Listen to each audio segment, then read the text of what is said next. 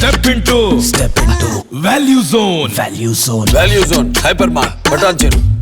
తెలంగాణ ప్రభుత్వం ప్రతిష్టాత్మకంగా తీసుకొని డిసెంబర్ 28వ తేదీన మొదలుపెట్టిన ప్రజాపాలన దరఖాస్తుల స్వీకరణలో అనేక సందేహాలున్నాయి. ఒకటి కాదు, రెండు కాదు, అనేక సందేహాలున్నాయి. ఇవాళ ఆ సందేహాలపైన తెలంగాణ సీఎం రేవంత్ రెడ్డి కొంత స్పష్టత ఇచ్చారు.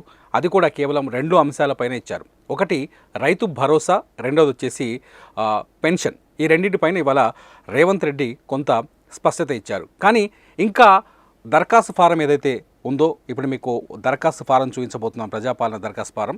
ఈ దరఖాస్తు ఫారంలో అనేక సందేహాలు ఉన్నాయి. ప్రస్తుతానికైతే రైతు భరోసా, గతంలో ఎవరైతే రైతు బంధు తీసుకుంటున్నారో ఇప్పటి వరకు, అంటే బీఆర్ఎస్ ప్రభుత్వం ఉన్నప్పటి నుంచి రైతు బంధు ఎవరైతే తీసుకుంటున్నారో రైతులు, వాళ్ళందరూ కొత్తగా మళ్ళీ రైతు బంధు కోసం దరఖాస్తు చేసుకోవాల్సిన అవసరం లేదని చెప్పేసి ముఖ్యమంత్రి కార్యాలయం నుంచి కొద్దిసేపటి క్రితమే మెసేజ్ వచ్చింది. దాంతోపాటు పెన్షన్, ఎవరైతే పాత పెన్షన్ పొంది ఉన్నారో పెన్షన్దారులు కూడా మళ్ళీ దరఖాస్తు చేసుకోవాల్సిన అవసరం లేదు. కొత్త పెన్షన్స్ కోసం మళ్ళీ దరఖాస్తు చేసుకోవాల్సిన అవసరం లేదు. ఎవరైతే రైతు బంధు లేదో ఇప్పటివరకు, ఎవరైతే రైతు బంధు తీసుకోలేదో, ఎవరికైతే రైతు బంధు రావట్లేదో వాళ్ళు ఈసారి రైతు బంధుకు అప్లై చేసుకోవచ్చు. ఇలా కౌలు రైతులు కూడా, కొత్తగా తెలంగాణ కాంగ్రెస్ ప్రభుత్వం కౌలు రైతులకు కూడా ఈసారి రైతు భరోసా 15,000 ఎకరాకి ఇస్తా అని చెప్పింది. కాబట్టి కౌలు రైతులు కూడా ఈసారి రైతు బంధు కోసం, రైతు భరోసా కోసం అప్లై చేసుకోవచ్చు. అట్లాగే ఎవరికైతే పెన్షన్ లేదో, పెన్షన్ లేని వాళ్ళు, లేకపోతే రేషన్ కార్డు లేని వాళ్ళు మాత్రమే ఈ ప్రజాపాలన కింద వచ్చే దరఖాస్తుని అప్లై ఈ దరఖాస్తుల్లో వాళ్ళు కొత్తగా అప్లై చేసుకోవాల్సి ఉంటుంది. అప్లై చేసుకోవడానికి ఇలా మనం స్పష్టంగా స్క్రీన్ మీద చూస్తున్నాం. ఇక్కడ ఇంటి యజమాని పేరు పెట్టుకుంటారు. వాళ్ళు స్త్రీ అయితే స్త్రీ, పురుషుడైతే పురుషుడు, ఇతరులైతే ఇతరులు, వాళ్ళ ఫోటో, అట్లాగే క్యాస్టు, పుట్టిన తేదీ, ఆధార్ నెంబరు, ఇక్కడ రేషన్ కార్డు ఉంటే రేషన్ కార్డు నెంబరు, లేకపోతే లేదు, రేషన్ కార్డు ఉంటే రేషన్ కార్డు నెంబరు, అట్లాగే ఇప్పుడు వాళ్ళు వాడుతున్న మొబైల్ ఫోన్ నెంబర్ ఇక్కడ చూపించాల్సి వస్తుంది. ఇకపోతే ఇది వాళ్ళు ఏం పని చేస్తున్నారో ఆ పని, వృత్తికి సంబంధించిన విషయాలు చెప్తారు. వ్యవసాయం అయితే వ్యవసాయం, కూలీ అయితే కూలీ, లేకపోతే వేరే వృత్తి ఏదైనా ఉద్యోగం చేస్తుంటే ఉద్యోగం చెప్తారు. ఇక్కడ ఎవరైతే దరఖాస్తుదారు ఉన్నారో వాళ్ళ కుటుంబ సభ్యుల వివరాలన్నీ ఇందులో పెట్టవచ్చు. 1, 2, 3, 4, 5, 6, 7 ఇక్కడ కుటుంబ సభ్యుని పేరు, అట్లాగే ఎవరైతే మెయిన్ దరఖాస్తు కుటుంబ యజమాని ఉన్నాడో యజమానికి వాళ్ళతో ఉన్న సంబంధం, భార్య అయితే భార్య, అత్త అయితే అత్త, చెల్లి అయితే చెల్లి, నానమ్మ అయితే నానమ్మ, కొడుకు అయితే కొడుకు, కూతురు అయితే కూతురు, కోడలైతే కోడలు, ఆ వివరాలని ఇందులో సబ్మిట్ చేయాల్సి ఉంటుంది. ఇకపోతే వాళ్ళు స్త్రీనా పురుషులా ఇక్కడ చూపించాల్సి వస్తుంది. వాళ్ళు పుట్టిన తేదీలు ఉంటే పుట్టిన తేదీలు ఇందులో పెట్టాల్సి వస్తుంది. దానికి సంబంధించి ఆధార్ కార్డు నెంబర్, వాళ్ళందరికీ ఆధార్ కార్డులు ఉన్నాయి, ఆధార్ కార్డు నెంబర్లని ఇందులో పెట్టాల్సి వస్తుంది. ఇక్కడ వాళ్ళు ఏ ఇంట్లో ఉంటున్నారు, ఇంటి నెంబరు, చిరునామా రాయాల్సి ఉంటుంది, గ్రామం, మున్సిపాలిటీ, వార్డు నెంబరు, లేకపోతే మండలం, జిల్లా. ఇంతవరకు బాగానే ఉంది. అసలు కథ, అసలు సమస్య ఎక్కడొస్తుందంటే అభయహస్తం గ్యారంటీ పథకాల లబ్ధి పొందే వివరాల దగ్గర అసలు సమస్య వస్తుంది. ఈ సమస్య పైన ఇంకా స్పష్టత లేదు. చాలామంది ఈ సమస్య దగ్గరనే కన్ఫ్యూజ్ అవుతున్నారు, ఇంకా చాలా కన్ఫ్యూజన్లో ఉన్నారు. ఇక్కడ చాలా స్పష్టంగా చూడండి. మహాలక్ష్మి పథకం కింద ప్రతి నెల 2,500 ఆర్థిక సహాయం అందిస్తాము అని చెప్పారు. ఇది మహిళలకు కాంగ్రెస్ ప్రభుత్వం హామీ ఇచ్చింది. హామీ ప్రకారం 2,500 ఇస్తామని చెప్పారు. అట్లాగే గ్యాస్ సిలిండర్కి 500 రూపాయల సబ్సిడీ ఇస్తామని చెప్పారు. ఇప్పుడున్న రేటు పైన ఒక 500 రూపాయల సబ్సిడీ రాష్ట్ర ప్రభుత్వం నుంచి అందుతుంది.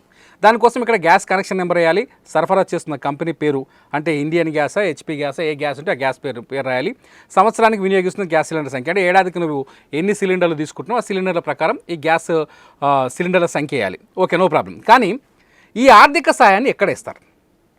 ఈ 2,500 ఆర్థిక సాయాన్ని ఎవరెవరికి ఇస్తారు, ఎక్కడ ఇస్తారు? ఒక ఇంట్లో, ఒక ఉదాహరణకు చెప్తే, ఒక ఇంట్లో 2 ఆడవాళ్ళు ఉండొచ్చు, 3 ఆడవాళ్ళు ఉండొచ్చు. ఒకే ఇంటి నెంబర్ కింద అత్త కోడలు ఉండొచ్చు, లేకపోతే వైఫ్తో పాటు ఇంకొక మహిళ ఉండవచ్చు, లేకపోతే ఇలా ఒక ఇంట్లో ఒక్కరికంటే ఎక్కువ మంది మహిళలు ఉంటే వాళ్ళకి ఎలా ఈ 2,500 రూపాయలను అందిస్తారనేది ఇంతవరకు స్పష్టత లేదు. ఎందుకంటే మహాలక్ష్మి పథకం కింద 2,500 రూపాయల ఆర్థిక సాయం అందుతుంది అని చెప్పారు, కానీ అది ఎక్కడ ఇస్తారు అంటే ఊర్లోకి వచ్చి చేతి ద్వారా డబ్బుల ద్వారా ఇస్తారా, ఎలా ఎంపిక చేస్తారు అనేది ఈ స్పష్టత లేదు కనీసం. ఎందుకంటే ఈ అప్లికేషన్ ఫామ్ మొత్తంలో చూస్తే ఎక్కడ బ్యాంక్ అకౌంట్ వివరాలు అడగలేదు, ఎక్కడా బ్యాంకు అకౌంట్ వివరాలు లేవు. చూడండి, ప్రజాపాలన దరఖాస్తు ఉంది, డీటెయిల్స్ వాళ్ళు ఇచ్చే డీటెయిల్స్ ఉన్నాయి, వేలిముద్ర సంతకం ఉంది, పేరు ఉంది, ఆధార్ కార్డు జిరాక్స్ ఇవ్వండి, తెల్ల రేషన్ కార్డు జిరాక్స్ ఇవ్వండి అని చెప్తున్నారు. అట్లాగే ఇక్కడ వృత్తి గురించి, చేయుత పథకం కింద ఏ వృత్తి ఉందో వృత్తికి సంబంధించిన వివరాలు చెప్తున్నారు, కానీ ఎక్కడా బ్యాంక్ అకౌంట్ నెంబరు ఇవ్వలేదు. అంటే ఎలా అందిస్తారు? మహాలక్ష్మి పథకం కావచ్చు, రైతు భరోసా కావచ్చు, లేకపోతే ఇందిరమ్మ ఇండ్లు కావచ్చు, లేకపోతే ఇతర పెన్షన్ లేదు గృహజ్యోతి కింద అంటే వదిలేండి, అది కరెంటుకు సంబంధించిన వ్యవహారం. చేయూత పథకం కింద నెలకు 4,000 మరియు పెన్షన్ దివ్యాంగులకు 6,000 పెన్షన్ ఇస్తున్నారు. ఈ డబ్బుల్ని ఎలా ఇస్తారు అనే స్పష్టత లేదు. ఇది ఒక పెద్ద కన్ఫ్యూజన్గా మారింది. దీంతో పాటు ఇంకొక అతిపెద్ద సమస్య ఏంటంటే రైతు బంధు ఏదైతే కాంగ్రెస్ పార్టీ రైతు భరోసా పథకాన్ని తీసుకొచ్చిందో ఇక్కడ ఈ కాలంలో మనకు స్పష్టంగా కనిపిస్తుంది. ఈ రైతు భరోసా పథకం పైన ఇంకా స్పష్టత ఉంది. ఇప్పుడు ముఖ్యమంత్రి రేవంత్ రెడ్డి చాలా స్పష్టంగా చెప్పొచ్చు. ఏం చెప్పొచ్చు అంటే రైతు భరోసా కింద ఇప్పటి వరకు రైతు బంధు అందుతున్న రైతులందరికీ మేము రైతు భరోసాని యాజ్ ఇట్ ఈస్ ఇస్తున్నాము అని చెప్పొచ్చు. చాలా స్పష్టత ఇచ్చారు. దానికి ఇబ్బంది లేదు, వాళ్ళు ఎవరు అప్లై చేయరు. కానీ కొత్తగా రైతు బంధు కోసము లేకపోతే రైతు భరోసా కోసం అప్లై చేసే వాళ్ళు చాలా కన్ఫ్యూజన్గా ఉన్నారు. ఇక్కడ ఇది ఖచ్చితంగా గవర్నమెంట్ ఆలోచించాల్సిన విషయం.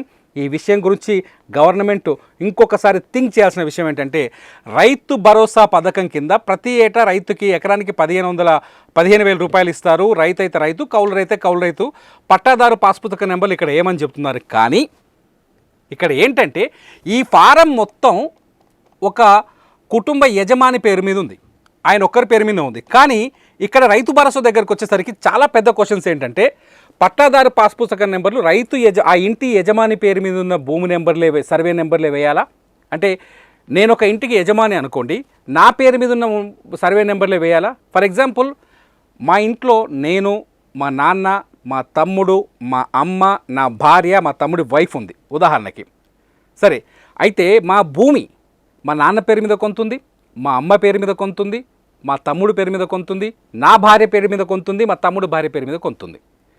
ఇక్కడ కుటుంబ యజమానులుగా ముగ్గురం అనుకుందాం. నేను, మా నాన్న ఒక కుటుంబం అనుకుందాం, నాన్న అమ్మ, నేను, నా భార్య ఒక కుటుంబం, తమ్ముడు వైఫ్ ఒక కుటుంబం, 3 కుటుంబాలు అనుకుందాం.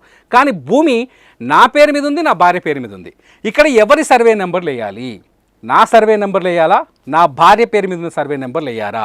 ఏ రైతు యజమాని సర్వే నెంబర్లు వేయాలి? లేకపోతే ఆ కుటుంబంలో ఉన్న వాళ్ళ సర్వే నెంబర్లన్నీ ఇక్కడ వేయాల్సిన అవసరం ఉందా అనేది అతి పెద్ద ప్రశ్నగా మారుతుంది. ఒకవేళ కుటుంబంలో ఉన్న అందరి సర్వే నెంబర్లు ఇక్కడ వేయాల్సి వస్తే ఏ క్రైటీరియా కింద తీసుకుంటారు? ఏ సర్వే నెంబర్లో ఎంత భూమి ఉందని ఎలా లెక్కిస్తారు? ఆ భూమిని ఎలా గుర్తిస్తారు అనేది గ్యారంటీ లేకుండా పోయింది.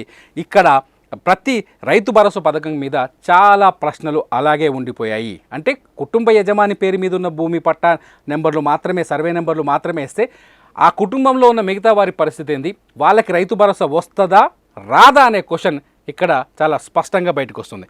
ఇకపోతే ఇందిరమ్మ ఇండ్ల సంగతి ఓకే, గృహజ్యోతి ఓకే, గవర్నమెంటు ఒక మీటర్ సర్వే నెంబర్ల ఆధారంగా తీసుకొని సర్వే నెంబర్ల ఆధారంగా కరెంటు ఇస్తుంది. ఎందుకంటే ఒక కుటుంబం, ఒకే ఫ్యామిలీలో 2 కుటుంబాలు అయిపోతే కొడుకులకు లేకపోతే తండ్రి కుటుంబం వేరు, కొడుకు కుటుంబం వేరైతే దాన్ని ఇక్కడ తీసుకోవచ్చు. ఇది ఓకే. చేయూత పథకం దగ్గరకు వచ్చేసరికి సేమ్ ప్రశ్న, మళ్ళీ ఇదే ప్రశ్న తెరపైకి వస్తుంది. ఇక్కడ ఇంట్లో వృద్ధులు ఎంతమంది ఉన్నారు? వృద్ధాప్య పింఛన్ కింద కావాలి అనుకున్నప్పుడు ఒక ఇంట్లో 2 వృద్ధులు ఉండొచ్చు. ఉదాహరణకి భార్యాభర్త ఇద్దరు వృద్ధాప్యంలో ఉంటారు, వాళ్ళిద్దరూ ఈ చేయూత పథకానికి అర్హులై ఉంటారు. సో వృద్ధులు 2 ఉంటే ఆ 2 పిల్లల్ని ఎక్కడ నమోదు చేయాలి, ఎంతమంది ఉన్నారనేది ఎలా చూపించాలనేది స్పష్టత లేదు. అంటే 2 వృద్ధులా, 3 వృద్ధులు ఉన్నారా, ఎవరున్నారా అనేది స్పష్టత లేదు. రెండోది వచ్చేసి అదే ఇంట్లో వితంతు ఉండొచ్చు. వితంతు టిక్ పెట్టేస్తే సరిపోతుందా? ఇందులో అన్ని టిక్కులు పెట్టుకోవచ్చు. ఉదాహరణకి వృద్ధాప్య పెన్షన్ కొందరికి రావాలి, ఆ ఇంట్లో వితంతు పెన్షన్ కొందరికి రావాలి, ఆ ఇంట్లోనే చేనేత కార్మికులు అయితే చేనేత కార్మికుల పెన్షన్ ఒకటి రావాలి, లేకపోతే డయాలసిస్ బాధితులు ఆ ఇంట్లో ఉంటే డయాలసిస్ బాధితుల వివరాలు కావాలి. ఈ వివరాలు లేకుండా ఒకవేళ ఒకే ఇంట్లో ఇవన్నీ ఉన్నాయనుకోండి, ఒక్కొక్కరికి ఈ అన్ని టిక్కులు పెట్టుకుంటూ పోవాలన్నా వారిని ఎలా గుర్తిస్తారు? ఒంటరి మహిళ, ఫర్ ఎగ్జాంపుల్ ఈ ఒంటరి మహిళలు తీసేద్దాం, లేకపోతే వాళ్ళు సింగిల్గా ఉన్న వాళ్ళని జీవిస్తున్న వాళ్ళకి ఇవ్వచ్చు. కానీ ఈ మిగతా పరిస్థితులు ఏంది? ఒకవేళ బీడీ కార్మికులకు జీవన భృతి వస్తుంది, వాళ్ళకి మళ్ళీ ఈ గృహలక్ష్మి కింద ఈ 2,500 ఇస్తారా? ఈ క్వశ్చన్ ఒకటి ఉంది. ఇక్కడ 2,500 ఇస్తా, మహాలక్ష్మి పథకం కింద 2,500 ఇస్తూ ఉంటున్నారు కదా. ఇక్కడ ఎవరైతే వృద్ధాప్య పెన్షన్ ఒక మహిళకు వస్తుంది, ఇక్కడ ఈ 2,500 మళ్ళీ ఆమెకు వస్తుందా? మళ్ళీ సేమ్ క్వశ్చన్, ఇక్కడ వితంతు పెన్షన్ ఒక మహిళకు వస్తుంది, ఈ వితంతు పెన్షన్ని మళ్ళీ ఈ మహాలక్ష్మి పథకం కింద 2,500 ఇస్తారా? చూడండి, చేనేత కార్మికులు ఉన్నారు ఒక ఫ్యామిలీలో, అక్కడ విమెన్ కూడా ఉంటుంది. సో ఈ చేనేత కార్మికుల పెన్షన్ ఇస్తూనే ఇక్కడ మళ్ళీ 2,500 ఇస్తారా? ఇలాంటి ప్రశ్నలు చాలా ఉన్నాయి. ఈ ప్రశ్నలకు సమాధానాలు చెప్పలేక ఈ సమాధానాలు దొరక్క చాలా ఇబ్బంది పడుతున్నారు ప్రజలు. ఎందుకంటే ప్రభుత్వం తీసుకొచ్చిన 6 గ్యారంటీల పైన ప్రజలకు నమ్మకం ఉంది. ప్రభుత్వం తీసుకొచ్చిన 6 గ్యారంటీలను రేషన్ కార్డు ద్వారా అందిస్తామని ముఖ్యమంత్రి రేవంత్ రెడ్డి చెప్పారు. దాన్ని నమ్ముతున్నారు జనాలు. కానీ ఎవరికి ఇస్తారు, ఎలా ఇస్తారు, ఈ అప్లికేషన్ ఫారంని ఎంత స్పష్టత ఉంది అప్లికేషన్ ఫారంలో అనేది స్పష్టత లేదు అనేది ప్రజల ఒపీనియన్గా తెలుస్తోంది. ఇకపోతే ఇంకొక కన్ఫ్యూజన్గా కూడా ఉంది. అత్యంత ముఖ్యమైన కన్ఫ్యూజన్ ఏంటంటే అన్ని బ్యాంకు ద్వారానే అకౌంట్ ద్వారా ఇస్తారు. రైతు భరోసా అందాలన్నా బ్యాంకులో వేయాలి, మహాలక్ష్మి పథకం కింద 2,500 కావాలన్నా బ్యాంకులో వేయాలి, లేకపోతే చేయూత కింద పెన్షన్ కావాలన్నా బ్యాంకులో వేయాలి. ఏ బ్యాంక్ అకౌంట్ తీసుకుంటారు? బ్యాంక్ అకౌంట్ వివరాలు మీరు దరఖాస్తులు ఎందుకు పెట్టలేదు? బ్యాంక్ అకౌంట్ వివరాలు పెట్టకుండా మాకు లబ్ధి ఎలా అందుతుంది అనేది ఇప్పుడు ప్రజాపాలన దరఖాస్తు ఫారం పైన కొనసాగుతున్న సస్పెన్స్. దీనిపైన రైతు భరోసా పైన ముఖ్యమంత్రి స్పష్టత ఇచ్చారు, ఓకే. పెన్షన్ పైన ముఖ్యమంత్రి స్పష్టత ఇచ్చారు, ఓకే. ఈ ప్రశ్నలపైన ఎప్పుడు స్పష్టత ఇస్తారు? ముఖ్యంగా సర్వే నెంబర్లు, వైఫ్ అండ్ హస్బెండ్ పేరు మీద ఉన్న భూముల సర్వే నెంబర్లు ఎలా నమోదు చేయాలి, ఎవరి పేరు మీద ఉన్నట్టుగా చెప్పాలి, ఎన్ని పాస్ పుస్తకాల నుంచి సర్వే నెంబర్లు పెట్టాలి, ఏం చేయాలి అనే వివరాలు చెప్పాల్సిన అవసరం ఉంది. అట్లాగే పెన్షన్ల పైన కూడా స్పష్టత ఇవ్వాల్సిన అవసరం అయితే ఉంది. చూద్దాం ఈ కన్ఫ్యూజన్కి ప్రభుత్వం ఏదైనా సొల్యూషన్ చూపిస్తుందేమో.